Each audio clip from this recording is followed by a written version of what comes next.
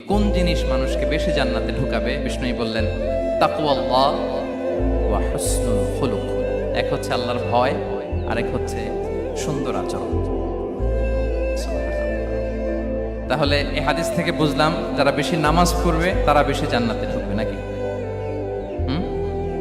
নামাজ পড়তে পড়তে যারা কপাল কালো করে ফেলছে এরা ঢুকবে না? যারা হজ করতে করতে বড় হাজী সাহেব হয়েছে, জিকির করতে করতে হাতে 3-4টা তাসবিহ রেখেছে, তাদের কথা বলা হয়েছে। এগুলো নিঃসন্দেহে অনেক বড় আমল।